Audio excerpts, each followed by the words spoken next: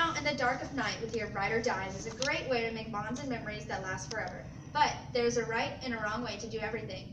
TPing can be a fun activity, but when teens permanently damage the victim's belongings, it's more likely the victim will want to find out who did it and turn them in, seek revenge, or worse, make them clean it up. Toilet paper is a funny prank and is virtually harmless, but vandalism is a crime. While it's true there's a fine line, it's important for teens to know that line and stay on the right side of it, or they risk getting into some serious trouble. That means teens need to learn to leave the eggs and the spray paint at home. Toilet paper, on the other hand, is biodegradable. I am what they would call a good kid, mainly because I don't drink or throw crazy wild parties, but I do enjoy lots of pranks. Always on my friends or teachers I know can take a joke, but there's always the kid in the group who wants more. Let's bring eggs and spray paint. Then I have to go and explain that I'm always up for a good time, but I'm not into jail, and if I permanently damage someone's car or house, I'm sure to end up there.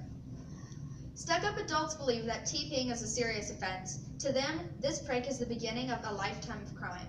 It's a slippery slope in their minds. One day youngsters are toilet papering yards, the next robbing banks and committing murder.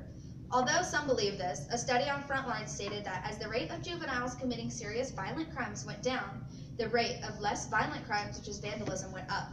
Teens need some sort of way to release their energy, while the prudes think that nothing could be worse than a life of crime.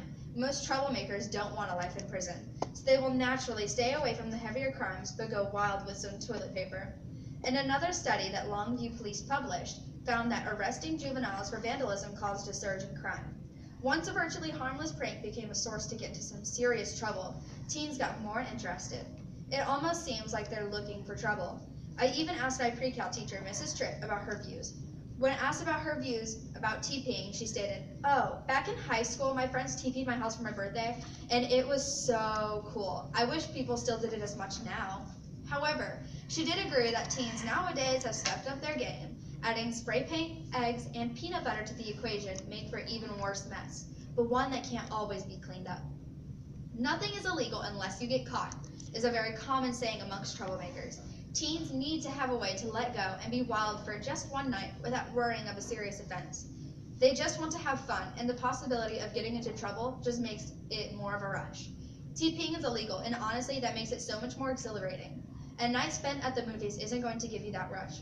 I don't remember what movie I last saw, and it was about a week ago with my best friend. However, I remember every detail of our last late-night adventure. Teens are still in the stage where they need fun and excitement. For your good and every other homeowner, help educate them on how to do it right. On a YouTube playlist.